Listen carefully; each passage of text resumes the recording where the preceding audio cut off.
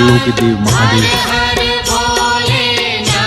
सभी लोग दर्शन कर लें। ओम नमः शिवाय, ओम नमः शिवाय, हर हर भोले नमः शिवाय।